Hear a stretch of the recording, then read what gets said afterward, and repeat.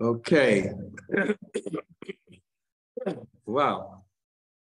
We got Yabid Sundari from the retreat, Dr. Gopinath, Lal Govinda Das, Jaya from the retreat, Rati Krishna, Gopi Gita, and Uhenu. And others are also there. So.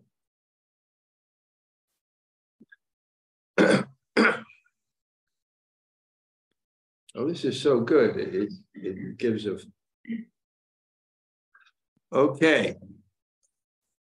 Reading from the Śrīmad-Bhāgavatam Canto 10, Chapter 16, Text 23. Give me some hot water. And I have like a cup behind the thing there. You see the cup there? Yeah. Om Namo Bhagavate Vasudevaya.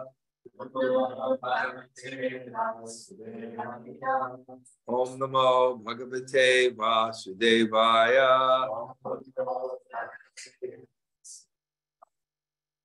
Om Namo Bhagavate Vasudevaya. Ittham sva-gokulam ananya-gatiṁ. Ittham sva-gokulam ananya-gatiṁ nirīkṣya sa-strī-kumāram ati-duḥkhitam ātma-hetoḥ ājñāya martya-padavīm anuvartamānaḥ sthitvā muhūrtam udatiṣṭhad uraṅga-bandhāt. The Lord remained for some time within the coils of the serpent, imitating the behavior of an ordinary mortal. But when he understood that the women and children and other residents of the village of Gokula were in acute distress because of their love for him, their only shelter and goal in life, he immediately rose up from the bonds of the Kāliya serpent.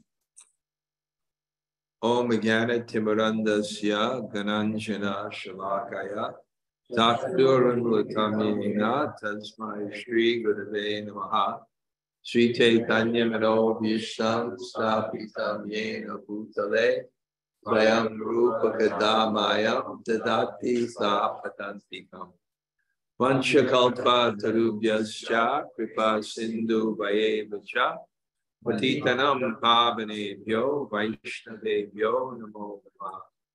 Sri Krishna Chaitanya Prabhu Nityananda Shri Advaita Gadadhara Shivasadi Gaur Bhakta-vrinda. Hare Krishna, Krishna Krishna, Hare Hare, Hare Rama, Hare Rama.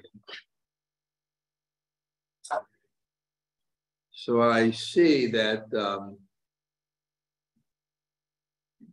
people that were on the retreat are already back in their respective countries, or maybe somewhere along the way, but certainly, I guess Rati's still in India. Oh yeah, some of them are actually still in India. Yeah, they're in either Vrindavan or, but they're, okay, that's great. And we're still here in Govardhan with Jalkali, Karunapurna, Hemalata Radha, and Sham Kishore, and Shyam Sundari and her group. And today I had my first day off. My first day off in one sense. And what I did with my day off is I took a rickshaw to Radhakund and sat there and chanted, and then anyway, I definitely took a bath. Then I came back. Then I started cleaning out my room. And then Maximo came to give me a massage here at the Govardhan Hilton. Yeah, okay, good, you finally got it, okay. But we've been relishing because we've been having kirtan and katha twice a day, from 8 to 9, and from 5:30 we just had kirtan to 7 o'clock. And it's real life. Life is bhakti and Krishna-katha is bhakti. The level of your advancement is exactly equal to your desire to hear about Krishna. So hearing about Krishna is bhakti, and it's your level of bhakti. So everyone's enthusiastic, and I'm very enthusiastic, and we have some nice devotees, mostly from an ashram in New Zealand, disciples of probably mostly His Holiness Dhanurdhara Swami, who's a big fan of my Monday morning greetings. He's like he writes me, and you know, and because he's so intelligent and literary. It's like when Uddhava, when the gopis' love was appreciated by Uddhava, now that meant something because it was Uddhava. So my writings are appreciated by Dhanurdhara Swami, who's Yale University graduate and been devotee for so many years. That means something. So some of his students are here. And I'm really happy. I just love having an ashram and having my disciples have the opportunity to live in Govardhan.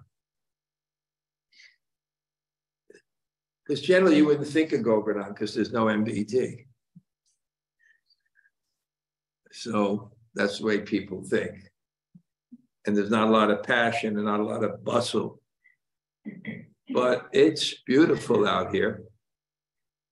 And I'm talking to the choir because most of you have just been here, but it was really a wonderful festival. And this story, which is basically around this theme that without Krishna, there's no life. And there is no life without Krishna. Krishna is priyatam. He's the most dear.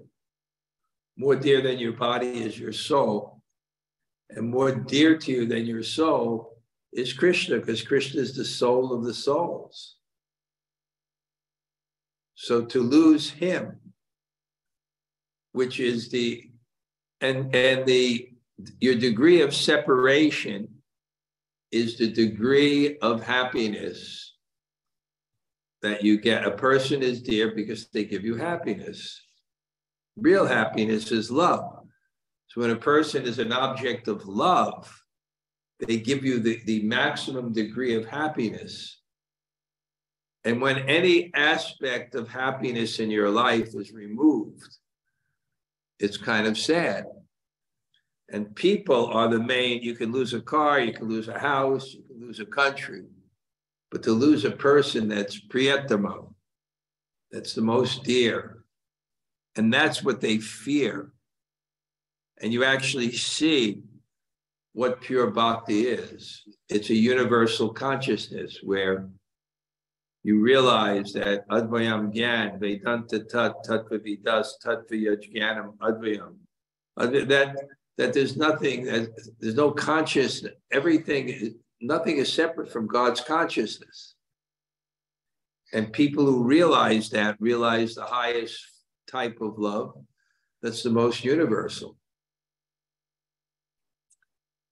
And Krishna is in those coils of the serpent. His peacock feather is in the grips of the serpent. Graste means that the serpent had gripped Krishna But the cowherd boys in their emotional state thought either Krishna was swallowed or certainly would be swallowed. And what is the feelings of separation and love when that which is most dear will be taken from you?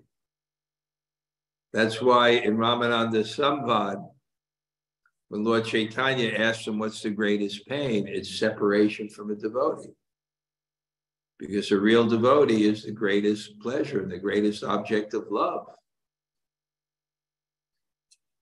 So, and it's not only that, but it's the whole scene, the way they're searching. Pashu Vritaya means they left like animals.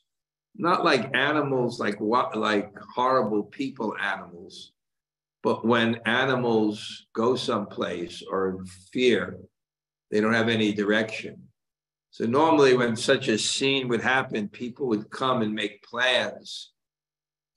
Okay, where is Krishna? And the men would make plans. No plan, everyone left.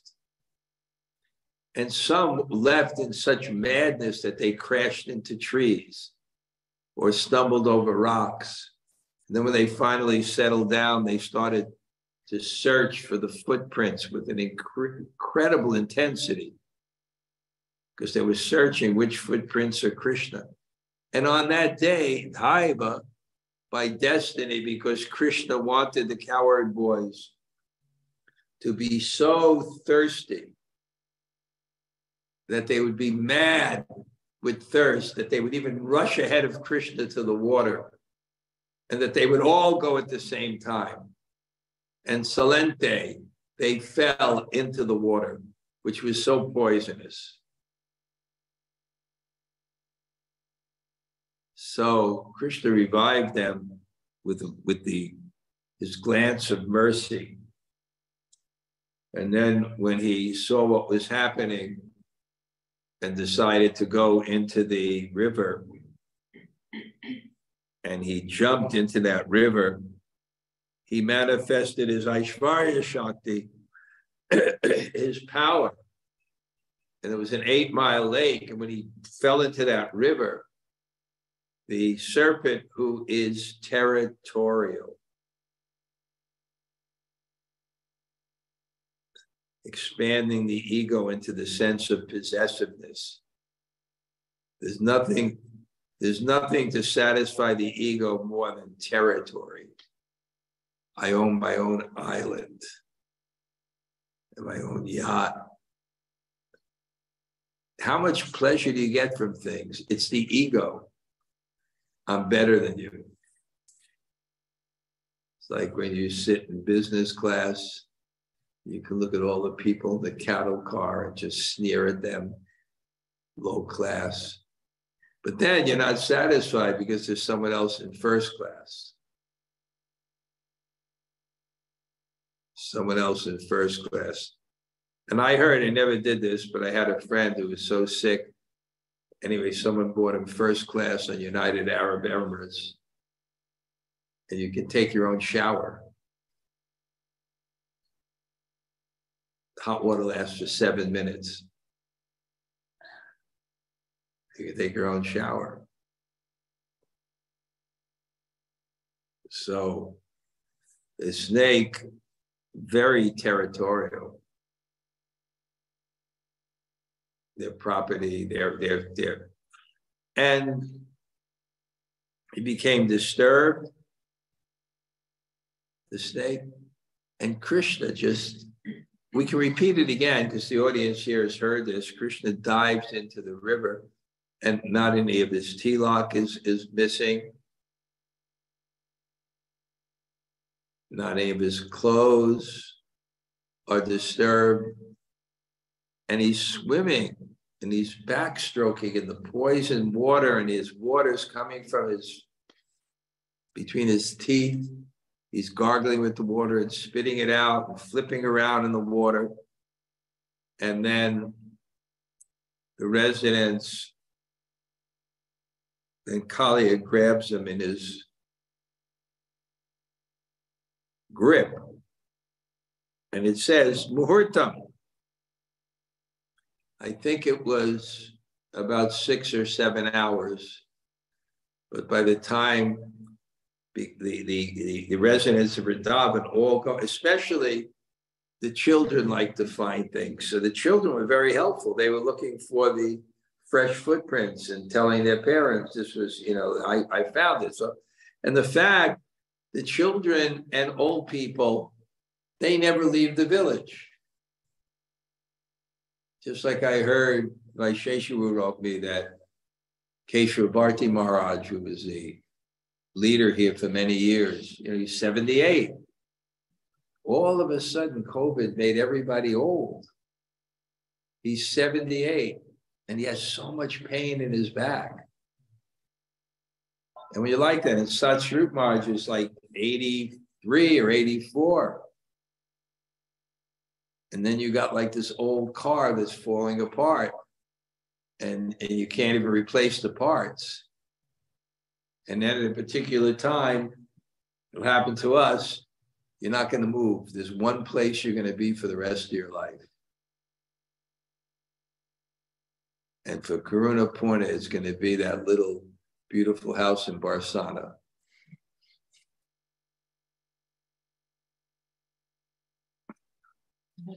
And for Joe Kaylee, it's going to be Gokula. And Kaylee Kadamba,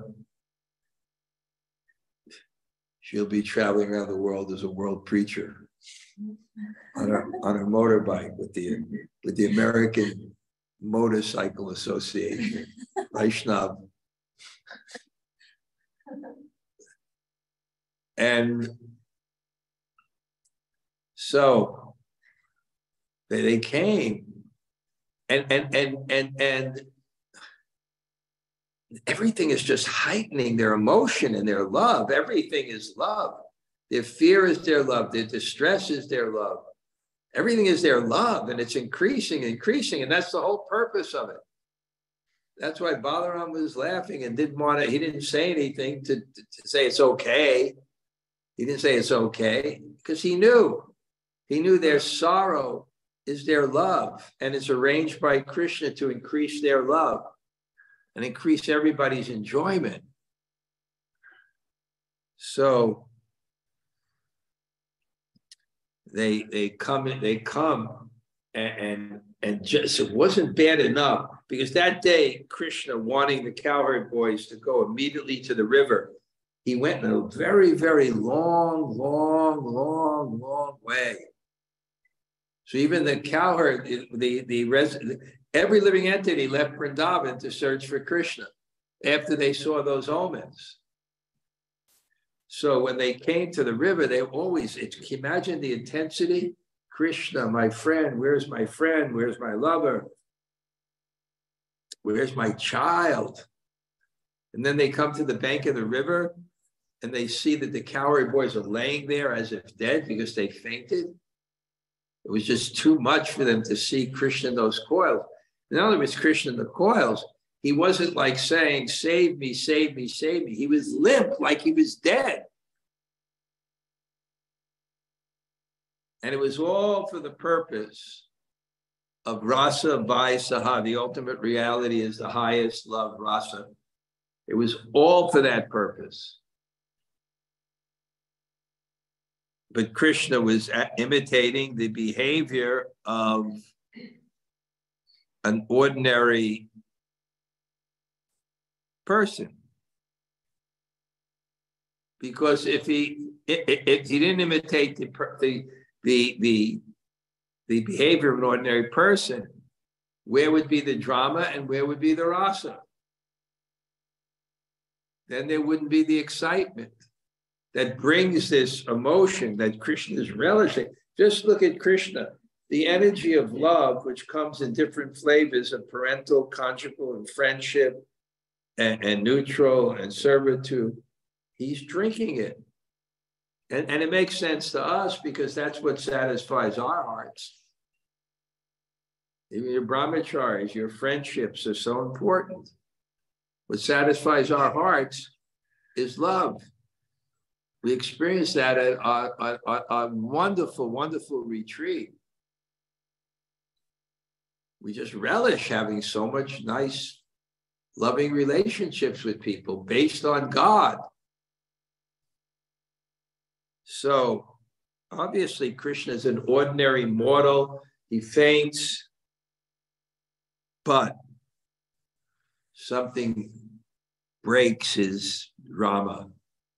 Something lets him know that I better stop this, because ati-duḥkhitam,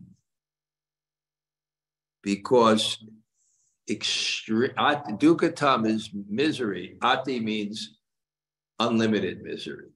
This is like the highest misery. The supreme object of love, the supreme object of happiness is now gone. And it can't be replaced. It can't be replaced. Can't get the residents of the Vrindavan. Here's a dog, so okay, pacify yourself that your wife died. That's what happened to my brother. They got him a dog. And what broke him? The women and children were crying. No one can tolerate the crying of women and children. So Krishna, when he heard the women and children were crying for him out of distress, then, and who is Krishna? Who is Krishna? He is their only shelter.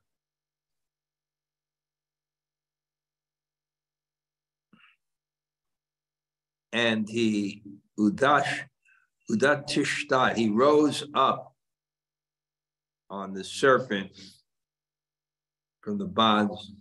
And what happened is he expanded, but he didn't get bigger. His energy expanded in such a way that the serpent felt, I'll be burst to pieces.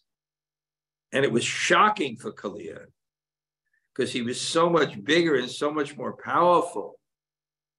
And remember, one thing that Krishna was doing, when a criminal is punished, the public wants to know that the criminal deserved it.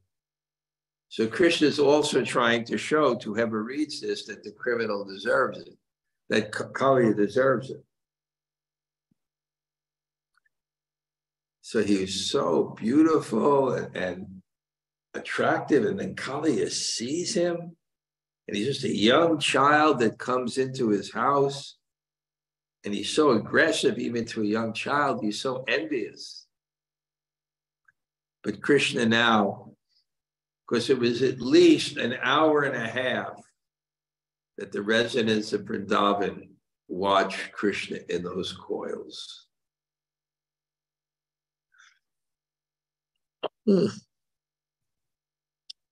Tatpratyamana vapusha pratitatma bogas Chaktvon namaya kupita swapanam ujanga tastau shvasham rasana randra vishambarisha stabde shino mukha harim ikshamana. His coils, tormented by the expanding body of the Lord, Kāliya released him. In great anger, the serpent then raised the hoods high and stood still, breathing heavily. His nostrils appeared like the vessels for cooking poison, and the staring eyes in his face like firebrands. Thus the serpent looked at the Lord. So now the residents are watching this. And one reason why Krishna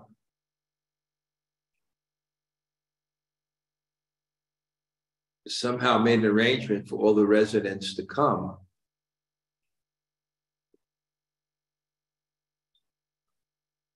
he made an arrangement for all the residents to come. Of course, one was to relish their love at the height by all the emotions that brought their love to the height. But also, Krishna is Adi Guru Kalatra. He's the original guru of all the arts. If you want to learn something, you have to have a guru, and that guru has to have a guru, and that guru has to have a guru. But Krishna is the original guru of all the arts. So Krishna was going to do this extraordinary dancing. There's a dancing in India, I think you can find on the internet, where there's a metal plate. And you put your feet under the plate and your heels on top. And then you spin on the plate. And you spin around on the plate.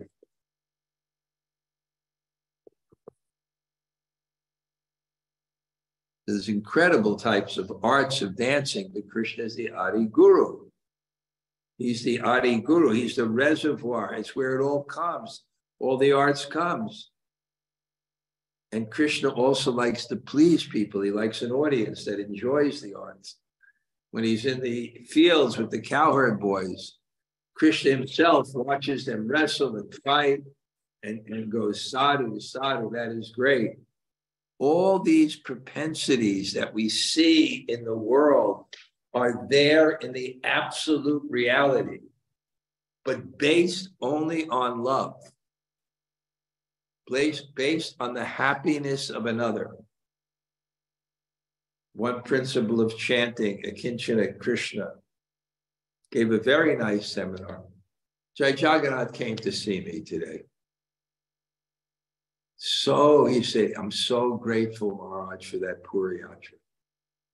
I'm so grateful. It transformed me so much. Thank you so much. Thank you so much.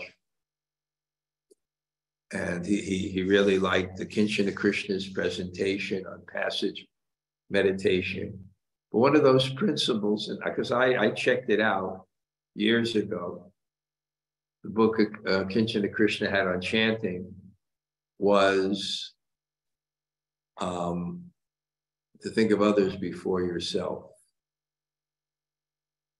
To think of others before yourself. Anyway, so that's what happens when a snake becomes challenged. He was looking, and he was like shocked how this young small boy, so he understood that he was in trouble. And what happens when a snake feels it's in trouble? He hisses. He hisses and puts his hoods up. And he starts to breathe heavily. And there's, in South America, there's a poison that they have, a powder where because when I went on this guy's farm there, they said, don't touch that plant. It's like a powder that you can throw on someone and they become, Hemalatas knows this. They can throw it, but you can also cook it and make it more poisonous. I didn't know that either. I just made it up. But it said here that the nostrils were like cooking pots of poison. Evidently in India there is. You cook the poison. So that's how poisonous he is. And his eyes, he just looked at the Lord, just ready.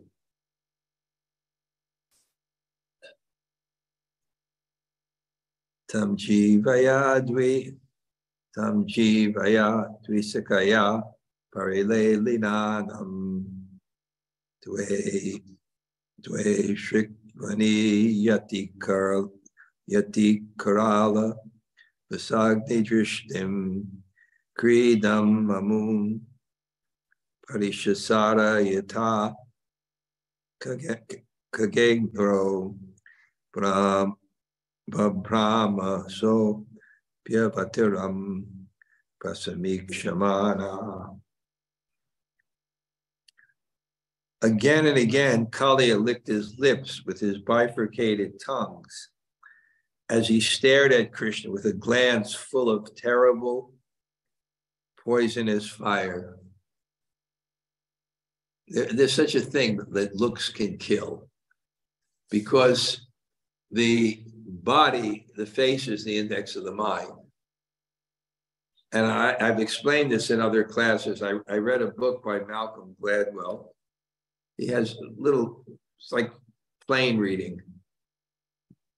It's very interesting sociological phenomena.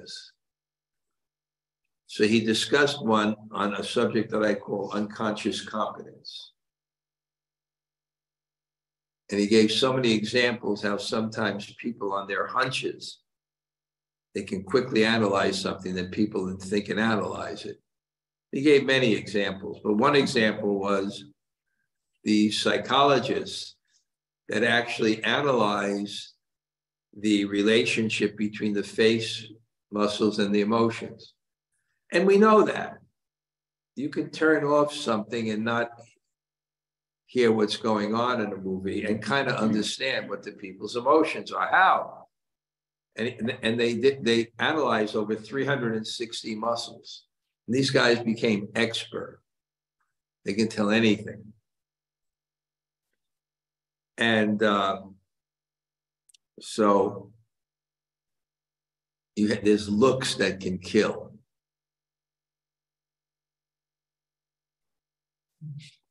He's fearless.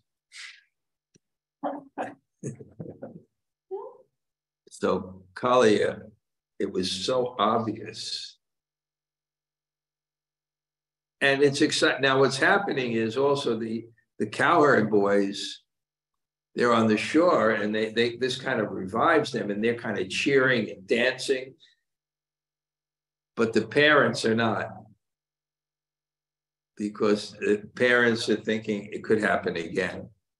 So it's a difference between Sakya-rasa and Vatsalya-rasa. Vatsalya-rasa is always seeing the Krishna as an object of mercy, meaning not competent. And the friends see it more as, chivalry. But the parents see, because the parental love is anugraha, it's the feeling of, I am your maintainer. It requires an object of mercy. So the tendency of parental love and vision is not to see the child as competent.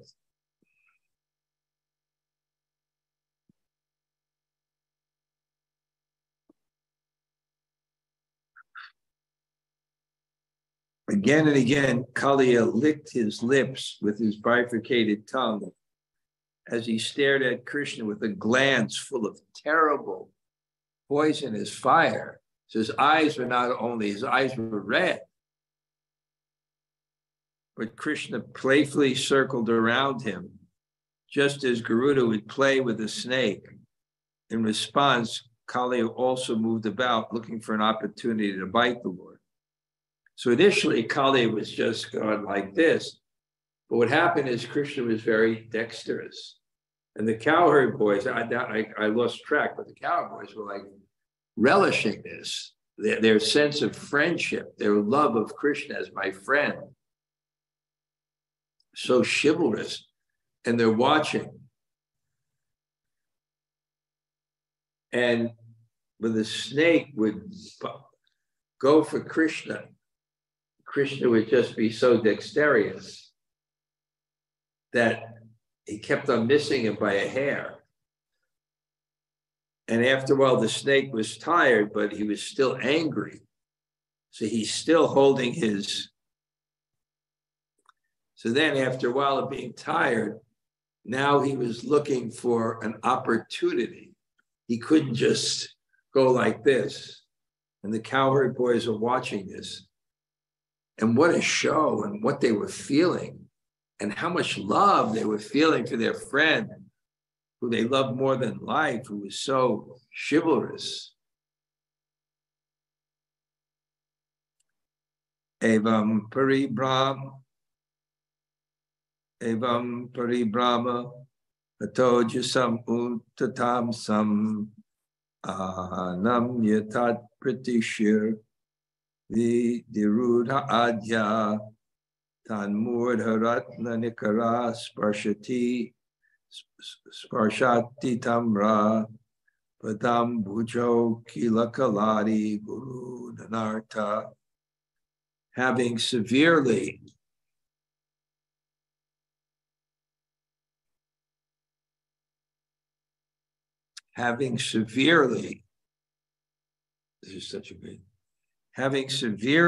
depleted the serpent's strength with his relentless circling, Sri Krishna, the origin of everything, pushed down Kāliya's raised shoulders and mounted his broad serpentine heads. Thus, Lord Sri Krishna, the original master of all fine arts, Adi Guru Kalatra, began to dance, his lotus feet deeply reddened by the touch of the numerous jewels upon the serpent's head. Somehow the commentators say it's common for a cobra to have a red jewel on its head. So it kind of lit up the stage. So as Krishna was dancing, and the way it was, the head moved and Krishna would keep on bouncing and going from head to head, and the snake would come up like this and then try to come down, and Krishna would jump up. And the dancing became so exquisite. So exquisite. So it's the vision of the spiritual world. It can't be anything less than here. And even if it's the same as here, the consciousness is not. And I really felt we experienced that on the retreat, that the pleasure was not ego. The pleasure was love. And people I really felt were just swimming in that love. So the spiritual world is swimming in that love. And to really appreciate it, you have to have some experience of that yourself. Because your experience becomes a tool to understand a similar thing. Like, for example, a young girl, she doesn't understand romance. She doesn't have the experience. So she can't analyze and understand what's going on. Because what goes on is not just physical activity. It represents a consciousness. And if you don't have experience of that consciousness, you won't understand that activity. And to a certain extent, it's like that with bhakti. There has to be a preliminary experience. I told the story this morning when, anyway, we went to visit Bhakti Vaibhav Puri Maharaj, which is Prabhupada's godbrother, the most favorable godbrother, really. And, he heard that we were like studying, the 10th canto and this, and he looked at us and he said, you want to understand Raganuga Bhakti, but in the West, you don't even understand the child's love for a mother. Then he described, I've told this many times, described someone he knew and the extent that he was 75 years old and had 10 sons and 100 grandchildren and 1,000 people working for him, but he would only take food from the hand of his mother. So he was trying to say that there's some correlation, to have some experience, and then you have the lens to see something else. And that's exactly what it says. I think it's the Katha Upanishads when the verse is, Yasya deve para bhaktir yata deve tata guru. When I has implicit faith in the spiritual master and the Supreme Lord, the imports of the Vedas are revealed. So you can't understand the imports unless you have a particular experience of it. And the import is to be free from false ego. And the preliminary experience of it is to surrender to Guru and Krishna. Without that preliminary experience, you'll read the Vedas and you'll miss it.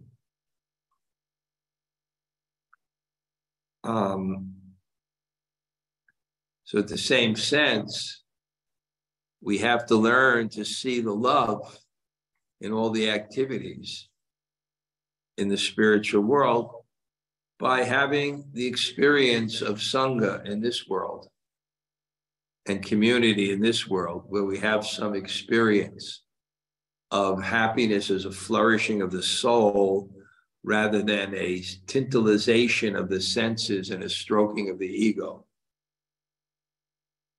That's why it's so important to have good community and good Sangha, because it gives you a vision where you can understand, when you look at the activities of Krishna, that there is a pleasure that's greater than the tantalization of the senses and the stroking of the ego.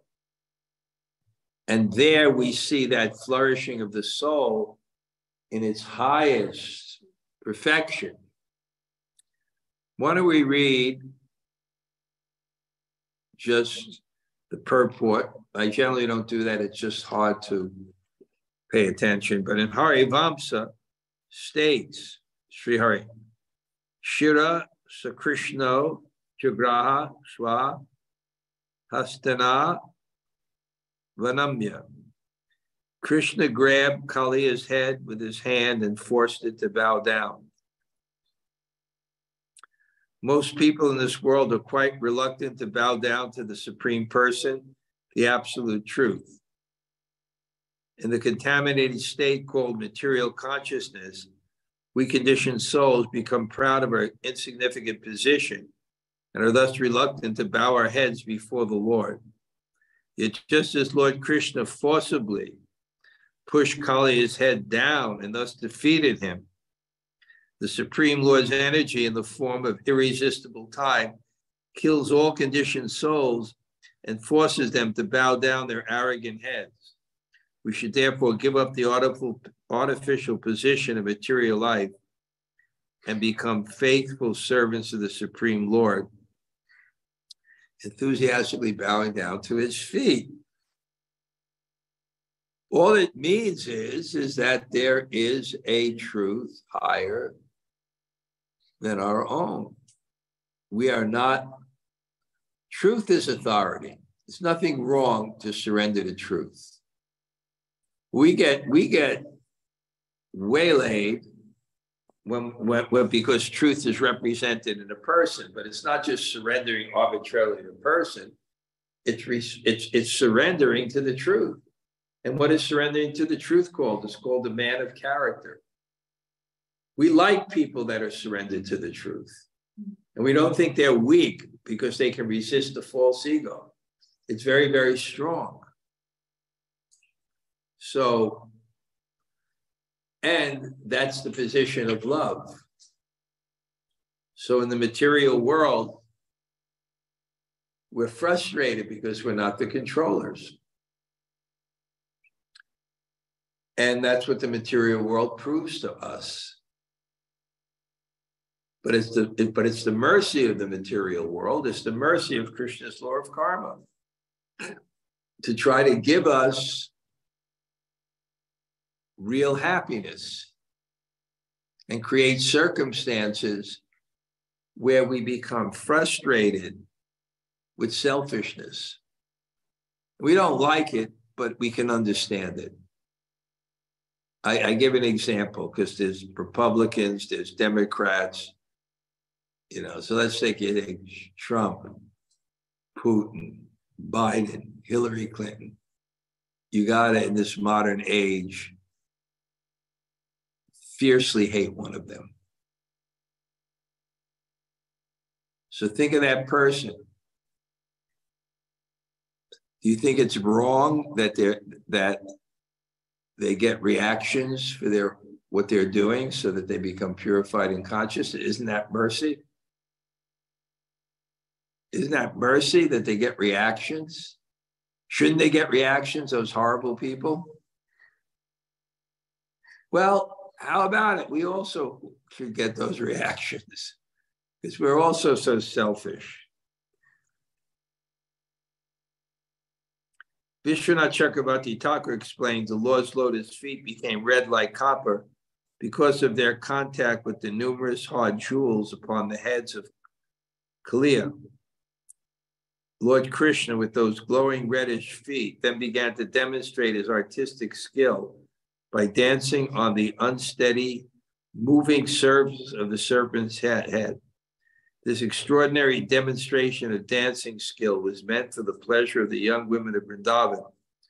But this phase of their relationship with Krishna was seriously falling in love with him. Okay. It's so nice that I can be with you all. Prabhupada said you take out a thorn with a thorn. So it's not like the thorn is a good thing, but you needed to take out the pain that it's caused. So same thing with material technology. It's such a pain. It's caused us so much anxiety. Quality of life is not improving. There's this contradiction where people are glorifying technology as solving all problems, but then it has to give it responsibility for the nature of the world. And it's not improving. And there'll be a few things or whatever, but it's not improving because the quality of life is just not improving. So, but we're using this because of the modern techno world. We're not living in the same place. Therefore, we need this. But it's not that this is good. This has caused that. Now it's trying to solve it. But ideally, we'd all be in the same village. And what we're doing here would be the way life was. And Radha, you walk down the street and you sit, you don't need this. This is for the people. You just come and sit by your guru and listen to Krishna-katha, and you're so blissful. Right? And then you go and with Murti and walk around the hill, right? You didn't need like to call her up or anything like that. And then you go with Ananta-rupa and Sham Kishore and Jamuna Pavani to the new Michelin-rated vegetarian restaurant in Govardhan, which I have never been to. You don't need it, you know what I'm saying? This is the cause, so now we're using it.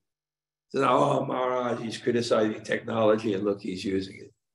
But I tell you very frankly, I really enjoy when people are sitting before me. We're having a ball here. Twice a day, sitting, twice a day, not twice a week. Twice a day, every morning. Krishna-katha, kirtan, every morning we're having kirtan together. Yasomati nandana brajabharana Gokula ranjana kana Gopi paranadana madana manahara Kāliya damada vidana Amala harina Amala harina. But still, it's great to have this because we still can be together. Okay, I think, let me just say one thing. Okay, Jamuna Jaya, why don't you say hello to everyone? Can you do it? Yeah, there I am. Hi, everybody. Wait 1 second. I know. Okay. Go ahead. Hey, everybody, miss you. Hey, guys. Miss you all. Somehow we can't see you. Oh, there you go. Okay. Herbal. Okay. Thank you for class, Maharaj. It was very wonderful. That last point of think about the people you dislike and shouldn't they get reactions for their karma? Oh. Hi, bro. We was very heavy, but very, very needed. So thank you for reminding us of that, that we should get reactions as well. That was Okay. heavy, but good. I guess, Rati, he actually got an infection. So I'm sure he's not able to operate this the way he is. And thank Yogamaya for this incredible stand. Because actually speaking, I'm thinking of giving up my computer now.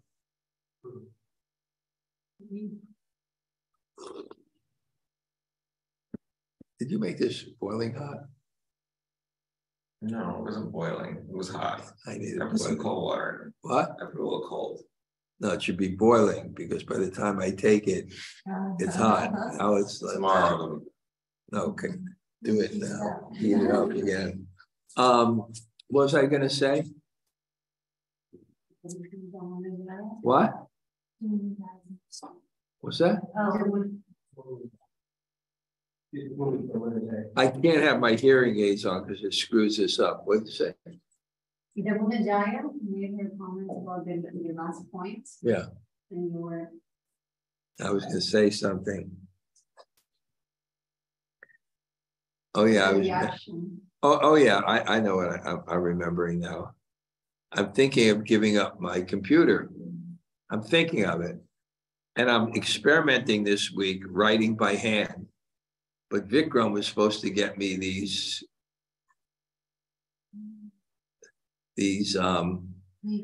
legal pads, and he didn't get them. So I'll write with the book I have now, but I'm going to experiment for the next, because my computer crashed, the next 3 weeks, and see if I can write them by hand. And as they did 500 years ago, train the brain as the word processor. So I'm actually going to try that. And then maybe if that works, maybe get some kind of thing that's like a bigger phone that I can, what? What's that? iPad you can actually call and everything. And you think that's a good idea? Anyway, I'm just thinking because it's just so nice not having it. And writing, you put your pen to the page, it activates the brain in a very, very, very unique way.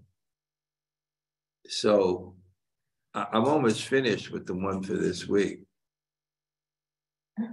Yeah.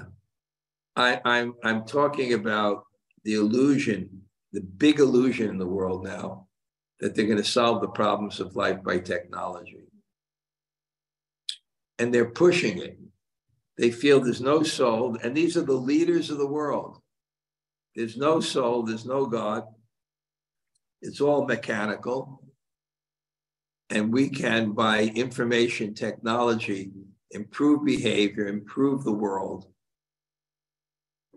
better than evolution has. We're part of that evolution, and we can make it better. And those, I want to use a curse word, but I can't because I'm with respectable ladies. It was just Sham Kishore, I could say it. You got to be very, with the ladies, you have to be a little more. So, I can't believe how stupid they are. Don't they see what the world is like with the technology? It's not improving. And they don't even know the law of karma. They don't know about God. So I'm writing about that. My inspiration was visiting that Bihar Bhatt. Just the effect on the consciousness of a peaceful atmosphere. Okay, a few more people just say hello today. Hare Krishna Gumaraj, Tota Gopinath here. So great to see you. Haribo. Who else? Hare Krishna. Hare Krishna Maharaj. Who is it? Gail. Yeah. Gail. Haribo. Maharaj, is cobras with red rubies on their heads, is that really a real thing? That's what it said in the commentary. Okay. That's what it said in the commentary. I'm trying to figure it out myself. Okay, anyone else? Hare Krishna Garaj, it's Lal Govinda. I'm Braja. Thank you Thanks for class. Haribo, Lal and Haribo. Braja. Haribo. Wow. Anybody else?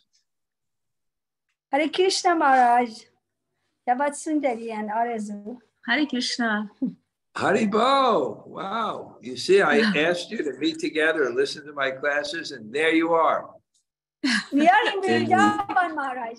Still we are in India. I can't see you and I can't hear you so well because whatever the reason today, but Haribo. Okay. Thank you so much. Haribo. Thank you, Maharaj. Thank you. Thank you both. Thank you both. Anybody else? Hare Krishna Maharaj, Sri Radhika here. Wow, what you missed, Sri Radhika, I won't even explain to you. I know what I missed, Maharaj. You can't even imagine it, how ecstatic it was. I don't know how well your mother and her friend communicated it to you, but. Yeah, they told me. Thank you, Maharaj. Thanks for everything. Your mother, it was experiencing maybe a Shakti, maybe Bob. I'm not sure at that level. Okay. Wow. Thank you so much. Anybody Maharaj. else? Hare Krishna Maharaj, this is Krishnamrita. Thank you greatly. It's such Haribo. a pity I couldn't come to the retreat. Such a pity. Okay. Anybody else? Hare Krishna Guru Maharaj, Namasaki here. I know what I have missed, Guru Maharaj. It will become better the next time you come. I know, I missed a lot. Okay. All right, I'm going to have to go now. Haribo.